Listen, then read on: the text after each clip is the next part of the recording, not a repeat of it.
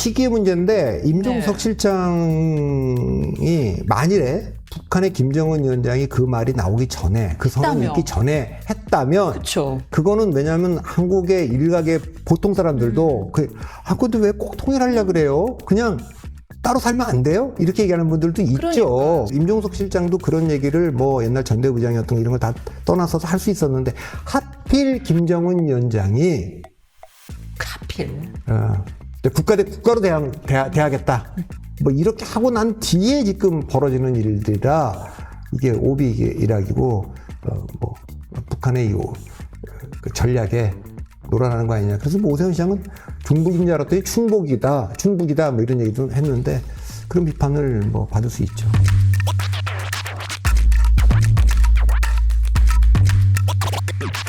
임종석 전 실장이죠. 이국가론. 지금 이게 정치계 판문이 큽니다. 심지어 민주당 내에서도 어떻게 이런 주장을 섣불리 할 수가 있느냐. 이거는 헌법 위반이고 이거는 DJ였다면은 이런 거를 동조하진 않았을 것이다 하면서 여야 안팎에서 비난이 큰데요. 임종석 실장은 도대체 왜 이런 이론을 갑자기 뜬금없이 이제서야 이 시점에 낸 걸까요?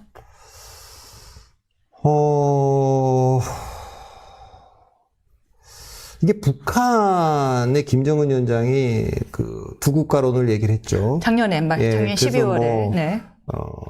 그 통일, 뭐 조평통 이런 기구들 네. 다 정리하고 거기는 다만 이제 적대적 두 국가 이렇게 얘기를 했어요. 네. 근데 이제 두 국가론이라고 하는 거는 한반도 역사에서 보면, 아주 그 궁지에 몰린, 어려운, 약세, 이런 분들이 주로 이런 식이 주장하는 거예요.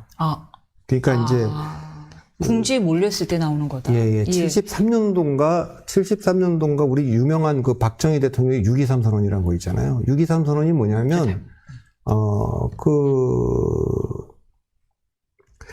전에 왜 우리 옛날 어릴 때 배울 때 할슈타인 원칙이라는 거 막 있고 그랬잖아요. 몰라요? 그거 들어보죠? 할슈타인 원칙이래. 그러니까 내가 알고 있기로는 죄송한데 저희가 시대가 약간 다르긴 합니다. 그런 게 뭐냐면 예. 북한과 수교한 국가와는 수교하지 않는다. 뭐 이런 예를 들면 그런 원칙들도 있고 막 그랬던 적이 있어요. 근데 6.23 선언은 73년도에 제가 기억이 잘 안 나요. 동서독이요. 예. 그 해에 6.23 선언 하고 나서 그 해의 12월 달에 유엔 가입을 해요. 각자. 그러니까 동서독 간에는 이미 대땅트가 오고 두 국가를 자연스럽게 받아들였고 그렇게 해서 이제 하는 거예요. 그러기 때문에 우리도 이렇게 좀 불리한 외교적 그때만 해도 이제 그 국력이라든가 외교라든가 이런 게 해서 우리가 북한을 압도할 때가 아니거든요. 그런 상태고 그렇기 때문에 박정희 대통령 6.23 선언에서 남북한이 동시에 유엔 가입을 하자. 각자의 나라로 뭐 이렇게 이제 주장을 합니다.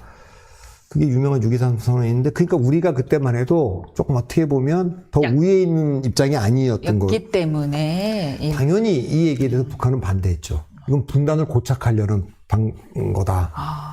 분단 고착화. 그래서 그 70년대 6.23 선언 이후부터 쭉 그 90년 사회주의가 무너질 때까지는 그 하나의 그 국가론.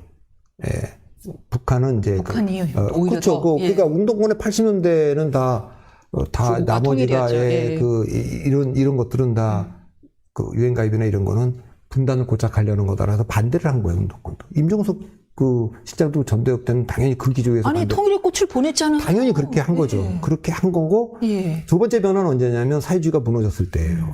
사회주의가 다 이제 무너지고 소련이 해체되고 막 그러니까 북한이 이제 거꾸로 위기감을 굉장히 강하게 갖잖아요. 그러니까 남한에 의한 흡수 통일이 곧 이루어질 것 같고 막 이런 분위기이기 때문에 오히려 그때는 사회주의 국가들이 그 이른바 남한하고 수교를 막 하잖아요. 북방 정책으로.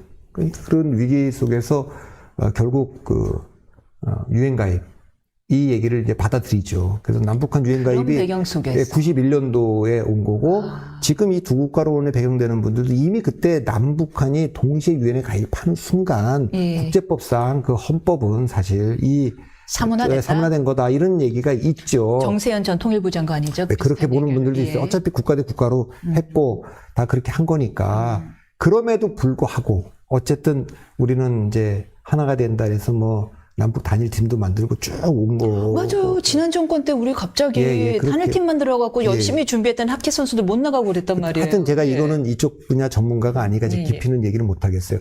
그 73년도도 그렇고 91년도도 그렇고 이번에도 그렇고 다 이 그 김정은 선언, 그다음에 91년 남북 그 기본 합의서에 의한 또 유엔 동시 가입, 73 6.23 선언 이 모든 거를 봤을 때는 일단 궁지에 몰리고 약세인 국가들이 이 그 흡수 통일을 조금 그 적대적 흡수 통일을 모면하기 위해서 따로따로 가자.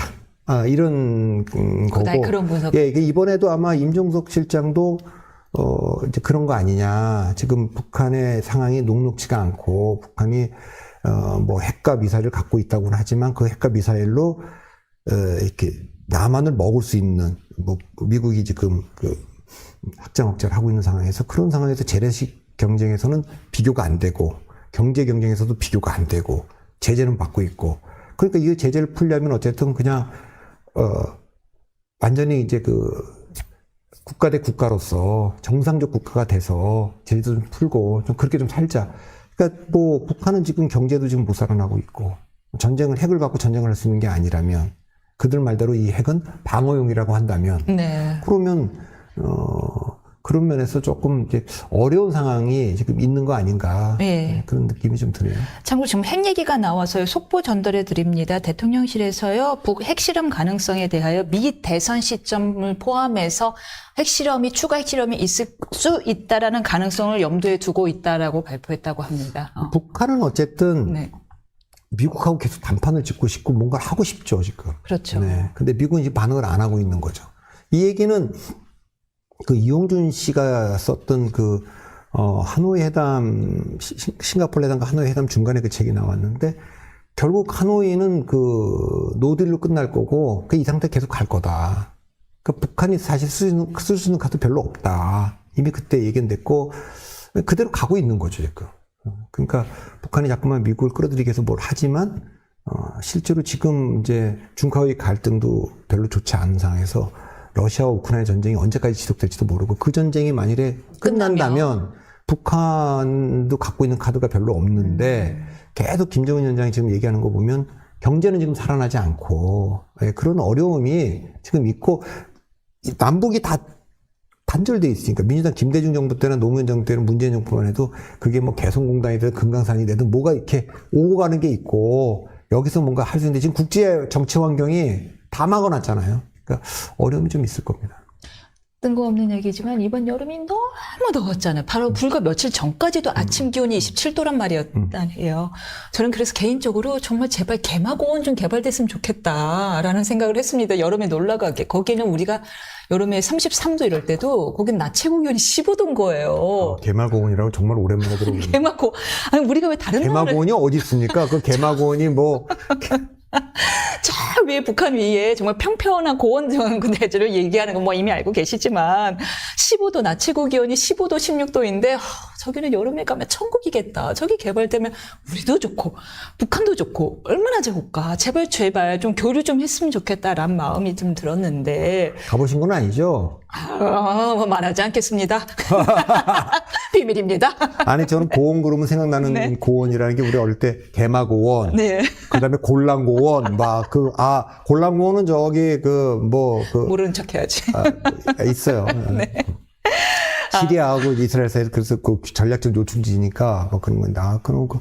근데 어쨌든 지금 남북한 간의 대화가 단절되고 교류가 단절되어 있는 상황이기 때문에 북한이 지금 뭐 중국과의 관계도 지금 그렇게 원만치 않아 보이고 그래서 돌파구가 지금 러시아하고 협력 아닙니까?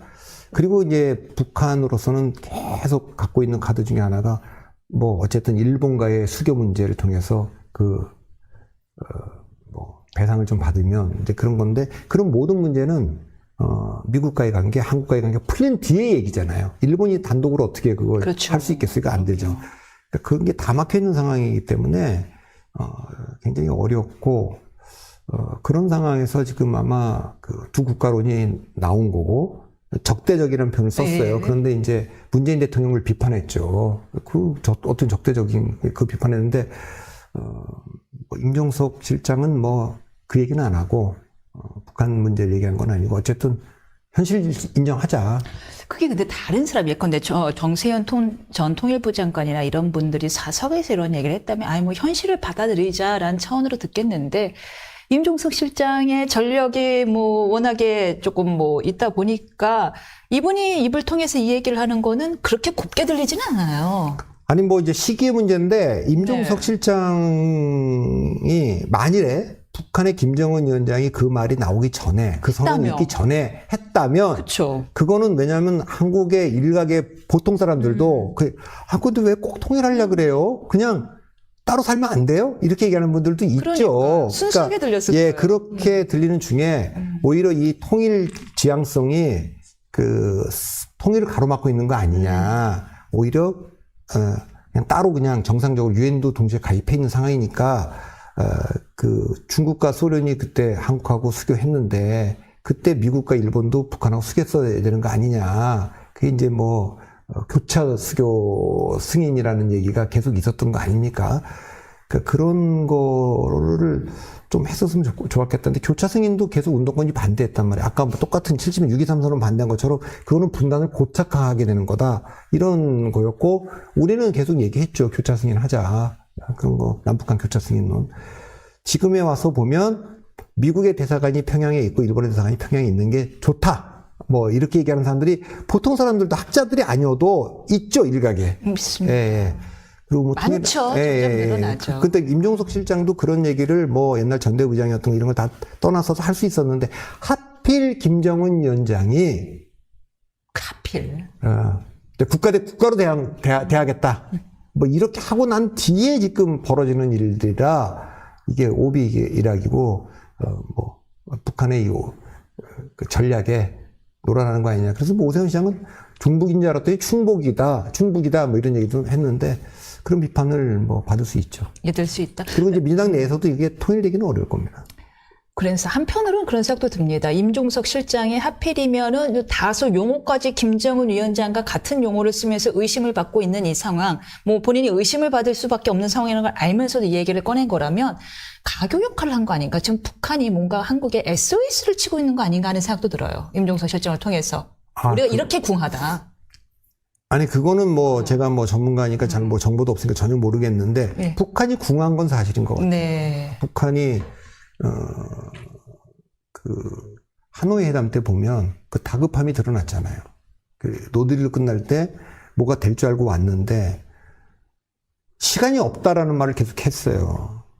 그러니까 북한이 그러니까 시간이 없다. 그러니까 트럼프는 뭐 이게 급하지 않은 듯이 얘기를 했는데 그날 다 타결될 줄 알고 열차 타고 끝까지 왔는데 그 다급함이 드러나는 말을 계속 한다고요. 그러니까 그때부터도 급했을 텐데 왜냐하면 이제 추가 제재들이 계속 들어갔잖아요. 그러니까 이 추가 제재는 지금 새로운 제재를 할 수가 없어요. 중과 러시아가 다 반대하기 때문에.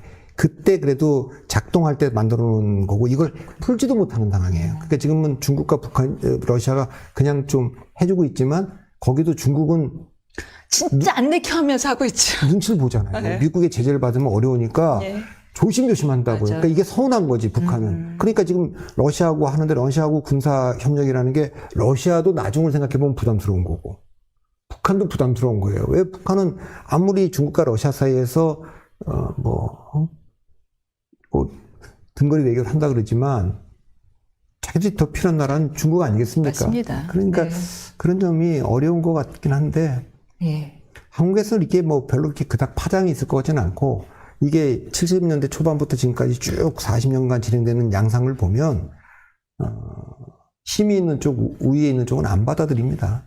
그러니까 뭐 한국의 보수 일각에서 그거 공론화해보자 이렇게 나올 것 같지는 않고 불은 지펴봤으나 더 커질 것 같지는 않다. 뭐 김정은 위원장이 그 얘기를 안 했다면 이것도 진보 진영의 새로운 통일관으로서의 변화다 이렇게 봤을 텐데 지금 민주당 내에서도 받아들이기가 좀 힘든. 북한의 김정은 위원장이 얘기한 거에 조응해서 얘기한 것처럼 보일 수 있기 때문에 그렇게 하는 것은 뭐 위험하다. 네.